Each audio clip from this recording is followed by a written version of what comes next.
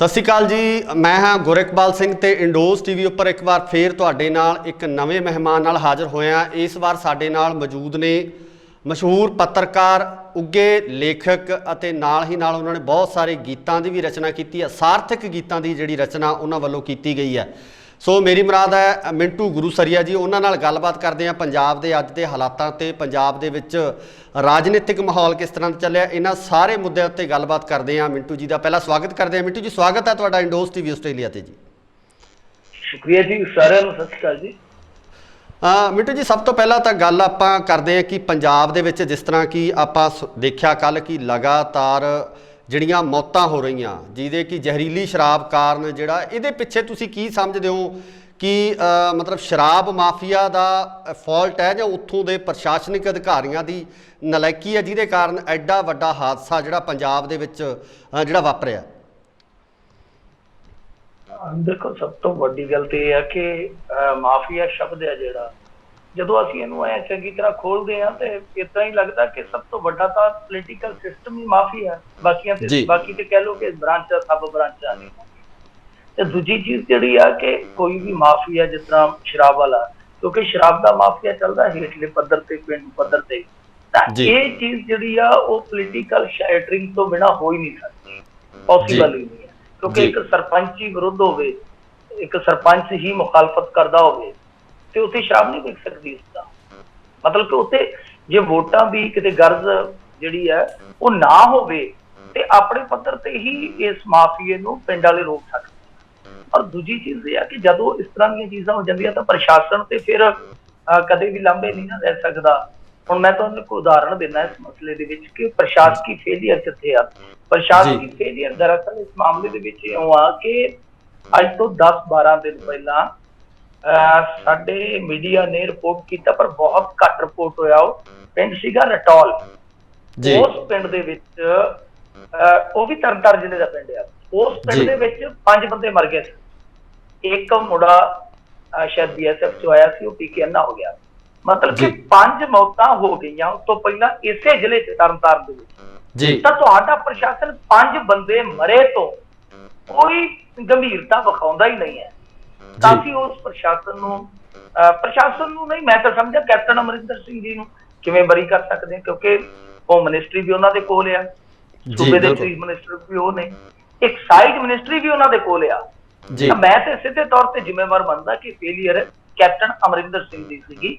ਔਰ ਤੁਹਾਨੂੰ ਪਤਾ ਹੀ ਹੈ ਕਿ ਨਸ਼ੇ ਦੇ ਮੁੱਦੇ ਤੇ ਇਹਨਾਂ ਨੇ ਕੀ ਕੁਛ ਕੀਤਾ, ਉਹਨੂੰ ਮੈਂ ਖੇਖਣਬਾਜ਼ੀ ਆਖੂੰਗਾ, ਕਿਉਂਕਿ ਜਿਹੜੇ ਵਾਅਦੇ ਹੁੰਦੇ ਨਾ, ਅਸੀਂ ਵਾਅਦਾ ਸ਼ਬਦ ਇਸਤੇਮਾਲ ਕਰਦੇ ਆਮ ਤੌਰ ਤੇ ਸਾਡੇ ਪੱਤਰਕਾਰ ਵੀਰ। ਵਾਅਦੇ ਤਾਂ ਬਹੁਤ ਇੱਕ ਤਰ੍ਹਾਂ ਨਾਲ ਕਹੀਏ ਕਿ ਵਾਅਦੇ ਤਾਂ ਬਹੁਤ ਵਧੀਆ ਚੀਜ਼ ਹੁੰਦੀ ਹੈ।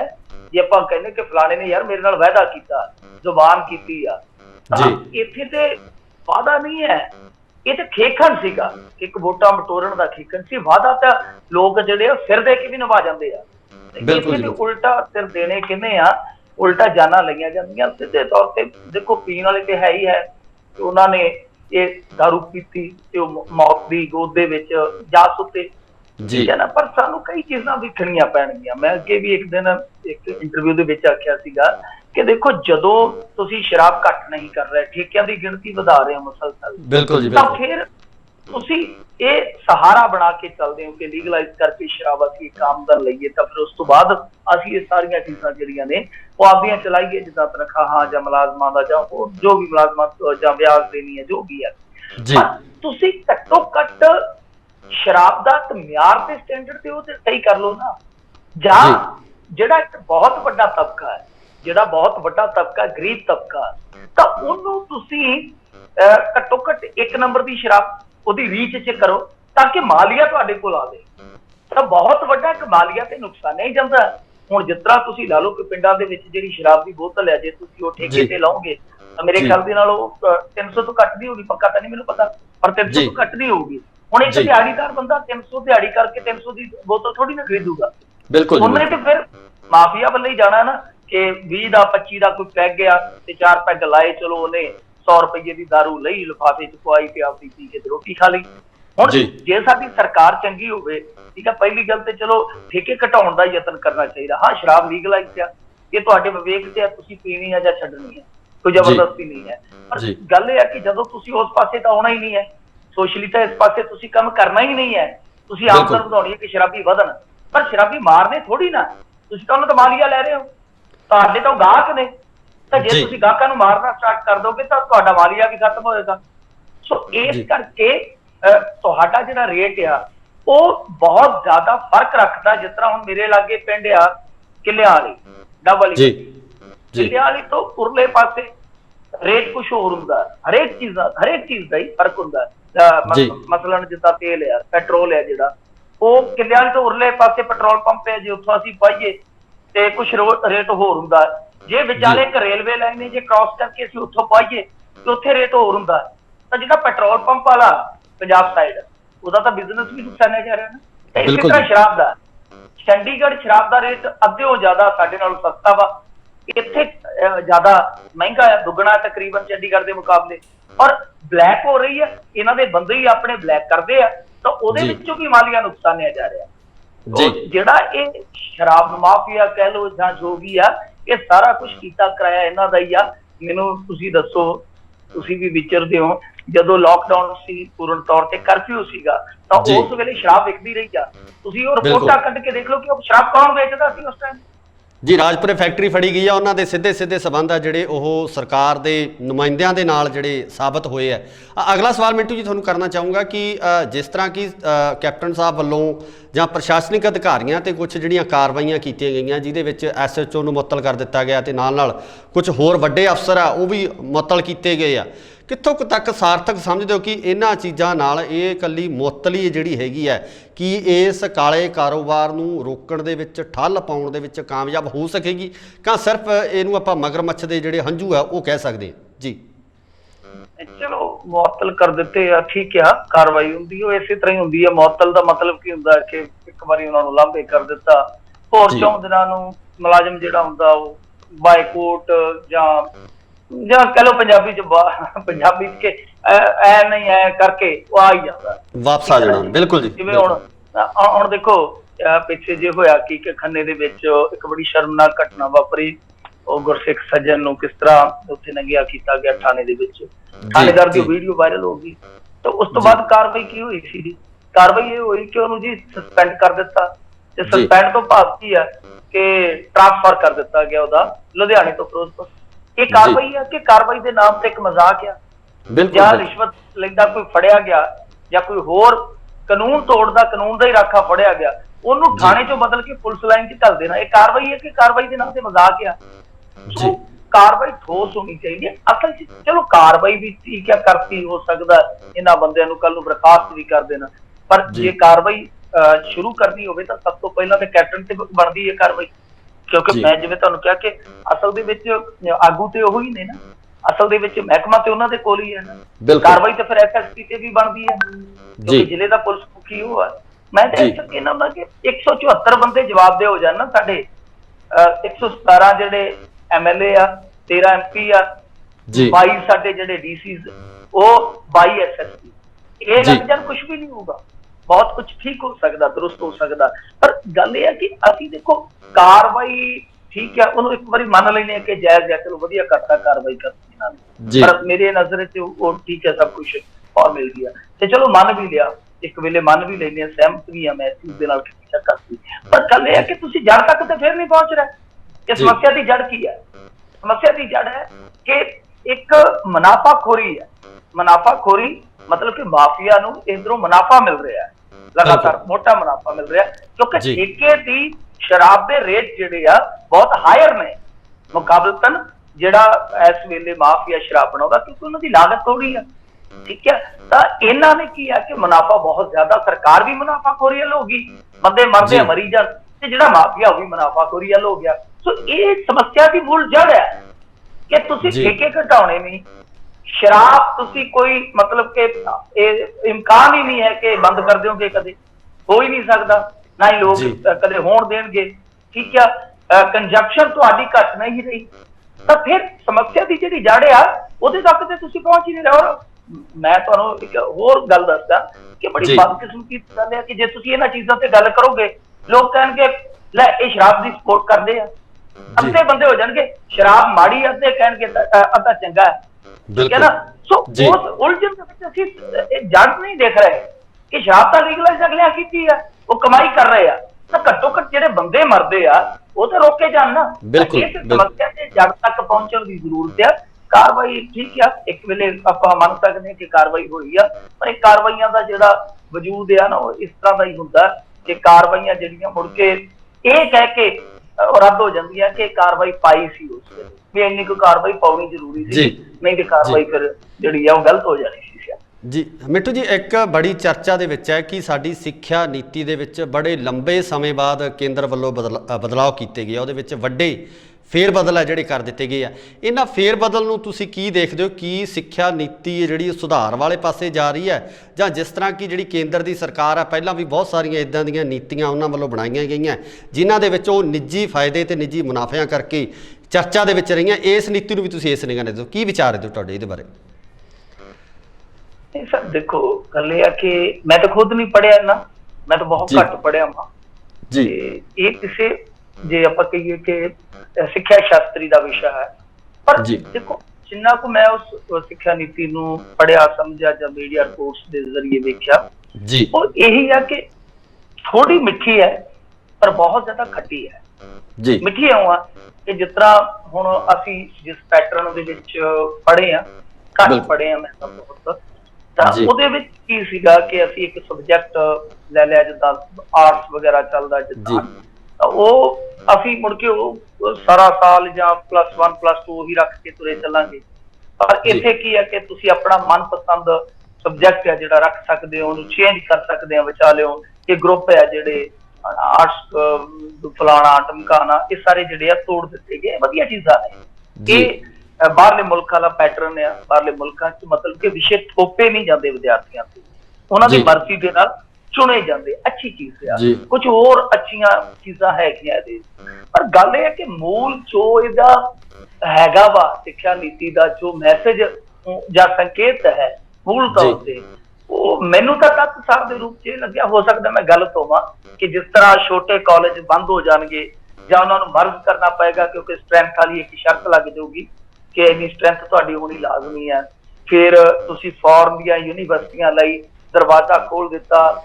ਜੀਓ ਵਰਗੇ ਜਿਹੜੇ 에ਅਰਲਾਈਨਸ ਵਰਗੇ ਪਲੇਅਰ ਤੁਸੀਂ ਲਿਆ ਰਹੇ ਹੋ, ਠੀਕ ਹੈ ਨਾ, ਉਹਨਾਂ ਨੂੰ ਜਿਸ ਤਰੀਕੇ ਨਾਲ ਤੁਸੀਂ ਨੇਮ ਕਹਿ ਛੱਕੇ ਤੇ ਟੰਗ ਕੇ ਉਹਨਾਂ ਨੂੰ ਤੁਸੀਂ ਦਿੱਤਾ ਯੂਨੀਵਰਸਿਟੀ ਵਾਸਤੇ ਸਾਰਾ ਗੱਫਾ, ਉਹ ਆਪਾਂ ਸਭ ਨੂੰ ਪਤਾ। ਤਾਂ ਉਹ ਕੀ ਸੰਕੇਤ ਜਾ ਰਿਹਾ ਕਿ ਮਤਲਬ ਕਿ ਇਹਦੇ ਵਿੱਚ ਕੀ ਹੈ ਕਿ ਠੀਕ ਹੈ ਪੜ੍ਹਾਈ ਦੀ ਗੁਣਵੱਤਾ ਸੁਧਰ ਸਕਦੀ ਹੈ, ਨੋ ਡਾਊਟ, ਕਿਉਂਕਿ ਦੇਖੋ ਇਹ ਕਾਹਲੀ ਆ, ਮੈਂ ਅੰਨਾ ਆਲੋਚਕ ਨਹੀਂ ਹਾਂ ਕਿਸੇ ਵੀ ਚੀਜ਼ ਦਾ, ਮਤਲਬ ਕਿ ਜਦੋਂ ਤੱਕ ਨਤੀਜੇ ਆਉਂਦੇ ਨਹੀਂ ਹੈ, ਜੇ ਹੁਣ ਮੁੰਡੇ ਜੰਮਣ ਤੋਂ ਪਹਿਲਾਂ ਹੀ ਆਪੇ ਦੀ ਕੁੰਡਲੀ ਬਣਾ ਕੇ ਬੈਠ ਗਏ ਕਿ ਉਹ ਤੇ ਆਹ ਕਰੂਗਾ ਹਨਾ, ਉਹ ਗਲਤ ਹੋ ਜਾਂਦਾ। ਤਾਂ ਕਹਿਣ ਦਾ ਮਤਲਬ ਇਹ ਹੋਆ ਕਿ ਚਲੋ ਉਹ ਤਾਂ ਦੂਰ ਰੱਖ ਸੱਚੇ ਹੁੰਦੇ ਆ ਚੰਗੇ ਜਾਂ ਮਾੜੇ, ਪਰ ਇਹਦੇ ਚ ਕੀ ਹੈ ਕਿ ਸਾਫ਼ ਤੌਰ ਤੇ ਨਜ਼ਰ ਇਹ ਆਉਂਦਾ ਕਿ ਪ੍ਰਾਈਵੇਟ ਪਲੇਅਰ ਜਿਹੜੇ ਆ ਉਹ ਮੈਦਾਨ ਚ ਉਤਰਨਗੇ। ਸਿੱਖਿਆ ਦਾ ਜਿਹੜਾ ਸਰਕਾਰੀ ਦਫ਼ਤਰ ਹੈ ਉਹ ਬਿਲਕੁਲ ਲਾਂਭੇ ਹੋ ਜਾਏਗਾ। ਪ੍ਰਾਈਵੇਟ ਮਤਲਬ ਕਿ ਇੰਸਟੀਚਿਊਟ ਹੈ ਜਿਹੜੇ ਉਹ ਸਿੱਖਿਆ ਦੇਣਗੇ, ਪਰ ਉਹਨਾਂ ਦੀ ਸਿੱਖਿਆ ਠੀਕ ਹੈ ਗੁਣਵੱਤਾ ਦੇ ਪੱਖੋਂ ਹੋ ਸਕਦਾ ਬਹੁਤ ਮਾਡਰਨ ਹੋਵੇ, ਪਰ ਉਹਦੇ ਚ ਇੱਕ ਨੁਕਸਾਨ ਜਿਹੜਾ ਹੋਏਗਾ, ਜਿਵੇਂ ਸਾਡੇ ਆਦਿਵਾਸੀ ਹੈ, ਜਿਵੇਂ ਸਾਡਾ ਇੱਕ ਦਲਿਤ ਭਾਈਚਾਰਾ, ਹਾਲਾਂਕਿ ਜਦੋਂ ਮੈਂ ਇਸ ਤਰ੍ਹਾਂ ਦੇ ਸ਼ਬਦ ਇਸਤੇਮਾਲ ਕਰਦਾ ਮੈਨੂੰ ਖੁਦ ਨੂੰ ਬਹੁਤ ਦੁੱਖ ਜਿਹਾ ਲੱਗਦਾ ਕਿਉਂਕਿ ਮੈਂ ਤੇ ਮਨੁੱਖਤਾਵਾਦੀ ਬੰਦਾ ਵਾਂ, ਮੇਰੀ ਨਜ਼ਰ ਦੇ ਵਿੱਚ ਸਾਰੇ ਬੰਦੇ ਇੱਕੋ ਜਿਹੇ ਆ। ਤਾਂ ਜਿੱਦਾਂ ਕਹਿਣ ਦਾ ਮਤਲਬ ਗਰੀਬ ਵਰਗ ਹੈ ਜਿਹੜਾ, ਤੇ ਜਾਂ ਜਿਹੜਾ ਬਹੁਤ ਜ਼ਿਆਦਾ ਪਛੜਿਆ ਵਰਗ ਹੈ, ਚਾਹੇ ਉਹ ਆਦਿਵਾਸੀ ਹੋਣ ਜਾਂ ਮੈਂ ਜਿੱਦਾਂ ਕਿਹਾ ਕਿ ਦਲਿਤ ਭਾਈਚਾਰੇ ਦੇ ਲੋਕ ਹੋਣ, ਮੁਸਲਿਮ ਬਹੁਤ ਜ਼ਿਆਦਾ ਪਛੜੇ, ਗਰੀਬ ਮੁਸਲਮਾਨ ਬਹੁਤ ਪਛੜਿਆ ਤਾਲੀਮ ਦੇ ਮਸਲੇ ਦੇ ਵਿੱਚ। ਇਹ ਜਿਹੜੇ ਮਤਲਬ ਕਿ ਵਰਗ ਅਸੀਂ ਅੱਗੇ ਲਿਆਉਣੇ ਸੀ, ਇਹਨਾਂ ਨੂੰ ਰਲਾਉਣਾ ਸੀਗਾ ਨਾਲ, ਤਾਂ ਮੈਨੂੰ ਲੱਗਦਾ ਕਿ ਇਸ ਸਿੱਖਿਆ ਨੀਤੀ ਦੇ ਜੇ ਸਿੱਟੇ ਇਸ ਤਰ੍ਹਾਂ ਜਿਵੇਂ ਕਿਆਪੇ ਜਾ ਰਹੇ ਹੁੰਦੇ, ਮੈਂ ਸਿਆਸੀ ਤੌਰ ਤੇ ਜਿੱਦਾਂ ਦਾ ਕਿਆਪਾ ਲਾਉਣਾ, ਤਾਂ ਜੇ ਉਹ ਇਸ ਤਰ੍ਹਾਂ ਇਹ ਕੰਮ ਕਰਦੇ ਆ ਤਾਂ ਮੇਰੇ ਖਿਆਲ ਦੇ ਨਾਲ ਉਹ ਇੱਕ ਬਹੁਤ ਵੱਡਾ ਵਰਗ ਹੈ ਜਿਹੜਾ ਉਹ ਉਚੇਰੀ ਸਿੱਖਿਆ ਤੋਂ ਦੂਰ ਹੋ ਜਾਏਗਾ, ਕਿਉਂਕਿ ਪ੍ਰਾਈਵੇਟ ਪਲੇਅਰ ਆਉਣਗੇ, ਉਹ ਮਹਿੰਗੀ ਸਿੱਖਿਆ ਦੇਣਗੇ, ਉਹ ਅਫੋਰਡ ਕਰੇਗਾ ਕੁਝ ਪਰਸੈਂਟ ਤਬਕਾ, ਬਾਕੀ ਬਹੁ ਗਿਣਤੀ ਦੇ ਵਿੱਚ, ਕਿਉਂਕਿ ਇਹ ਬਾਹਰ ਹੋ ਜਾਣਗੇ ਕਿ ਠੀਕ ਹੈ ਸਕੂਲੀ ਸਿੱਖਿਆ ਤੱਕ ਤੁਹਾਨੂੰ ਲੈ ਜਾਣਗੇ, ਉਸ ਤੋਂ ਬਾਅਦ ਕਹਿਣਗੇ ਕਿ ਅੱਗੇ ਤੇਰੇ ਭਾਗ ਲੱਸੀਏ ਤੇ ਤੁਸੀਂ ਜਿਵੇਂ ਮਰਜ਼ੀ ਕਰੋ। ਤਾਂ ਇਹ ਜ਼ਰੂਰ ਲੱਗਦਾ ਕਿ ਪ੍ਰਾਈਵੇਟ ਪਲੇਅਰਾਂ ਨੂੰ ਜਿਸ ਤਰ੍ਹਾਂ ਮੌਕਾ ਦਿੱਤਾ ਜਾ ਰਿਹਾ, ਜਿਸ ਤਰੀਕੇ ਦੇ ਨਾਲ ਜਿਹੜੀਆਂ ਛੋਟੀਆਂ ਮੋਟੀਆਂ ਸੰਸਥਾਵਾਂ ਨੇ ਉਹਨਾਂ ਨੂੰ ਦੇ ਦਿੱਤਾ ਇਹਨਾਂ ਨੇ ਸਾਈਨ ਕਿ ਭਾਈ ਤੁਹਾਨੂੰ ਜਾਂ ਤਾਂ ਸਟਰੈਂਥ ਵਧਾਉਣੀ ਪਏਗੀ, ਕੋਰਸ ਤੁਹਾਨੂੰ ਚੇਂਜ ਕਰਨੇ ਪੈਣਗੇ, ਅਦਰਵਾਈਜ਼ ਤੁਸੀਂ ਜਾਓਗੇ ਜਾਂ ਮਰਦ ਕਰ ਜਾਓ ਕਿਸ ਚ ਜਾਂ ਮੰਦ ਕਰ ਜਾਓ। ਇਹਦਾ ਮਤਲਬ ਇਹੋ ਆ ਕਿ ਜਿਹੜੀ ਸਸਤੀ ਸਿੱਖਿਆ, ਜਿਹੜੀ ਸਰਕਾਰੀ ਸਿੱਖਿਆ, ਉਹ ਸਾਰੀਆਂ ਚੀਜ਼ਾਂ ਜਿਹੜੀਆਂ ਸ਼ਾਇਦ ਇੱਕ ਵਰਗ ਤੋਂ ਦੂਰ ਹੋਣਗੀਆਂ, ਮੇਰਾ ਡਰ ਹੈ। ਤੇ ਬਾਕੀ ਆਏ ਤੋਂ ਪਤਾ ਲੱਗੇਗਾ, ਸਾਰਾ ਕਨਫਰਮ ਇਹਦੇ ਆਏ ਤੋਂ ਹੋਏਗਾ। ਬਾਕੀ ਵੋਕੇਸ਼ਨਲ ਦੀ ਗੱਲ ਕੀਤੀ ਹੈ ਉਹਨਾਂ ਨੇ, ਵੋਕੇਸ਼ਨਲ ਟ੍ਰੇਨਿੰਗ ਹੈ ਜਿਹੜੀ ਵੋਕੇਸ਼ਨਲ ਐਜੂਕੇਸ਼ਨ ਆ ਉਹਨੂੰ ਪ੍ਰੈਫਰੈਂਸ ਦਿੱਤੀ ਹੈ, ਉਹ ਵੀ ਕਿਤੇ ਨਾ ਕਿਤੇ ਚੰਗੀ ਗੱਲ ਹੈ, ਕਿਉਂਕਿ ਪਹਿਲਾਂ ਜਿਹੜੀ ਸਾਡੀ ਪੜ੍ਹਾਈ ਹੈ ਉਹ ਥਿਓਰੈਟੀਕਲ ਤੇ ਡਿਪੈਂਡੈਂਟ ਹੈ।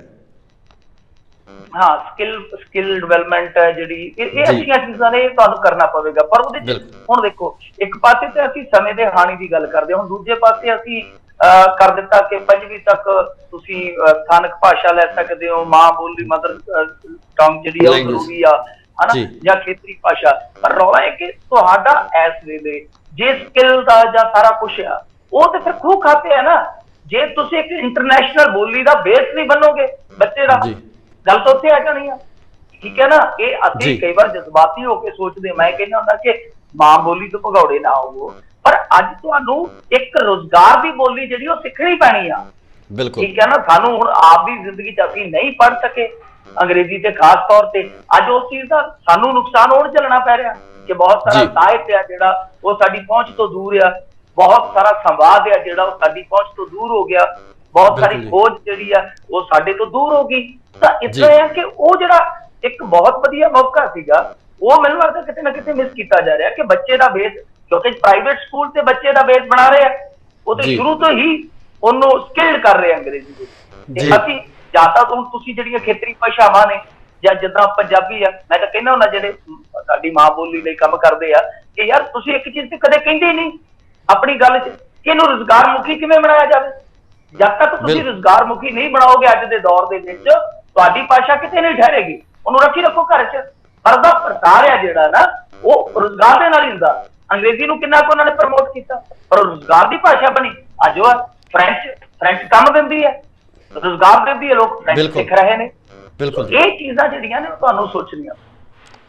ਮਿੰਟੂ ਜੀ, ਇੱਕ ਆਖਰੀ ਸਵਾਲ ਵੱਲ ਤੁਹਾਡੇ ਨਾਲ ਵੱਧ ਰਿਹਾ ਕਿ 2022 ਦੇ ਜਿਹੜੇ ਇਲੈਕਸ਼ਨ ਆ ਆਉਣ ਵਾਲੇ, ਪੰਜਾਬ ਦੇ ਜਿਹੜੇ ਰਾਜਨੀਤਿਕ ਸਮੀਕਰਨ ਆ ਉਹ ਕਾਫੀ ਬਦਲਦੇ ਨਜ਼ਰ ਆ ਰਹੇ ਨੇ। ਚਾਹੇ ਉਹ ਆਪਾਂ ਗੱਲ ਕਰੀਏ ਕਿ ਸੁਖਦੇਵ ਸਿੰਘ ਜੀ ਵੱਲੋਂ ਜਿਹੜੀ ਪਾਰਟੀ ਬਣਾਈ ਗਈ, ਅਕਾਲੀ ਦਲ ਤੋਂ ਵੱਖ ਹੋ ਕੇ ਇੱਕ ਵੱਖਰਾ ਪਿੰਡਾ ਚੂਜ਼ ਕੀਤਾ ਗਿਆ, ਬ੍ਰਹਮਪੁਰਾ ਵੱਲੋਂ ਵੀ ਆਪਣੀ ਪਾਰਟੀ ਦਾ ਜਿਹੜਾ ਗਠਨ ਕੀਤਾ ਗਿਆ, ਇਸ ਦੇ ਨਾਲ ਨਾਲ ਭਾਜਪਾ ਵੀ ਅਕਾਲੀ ਦਲ ਨਾਲੋਂ ਵੱਖ ਹੁੰਦੀ ਨਜ਼ਰ ਆ ਰਹੀ ਹੈ।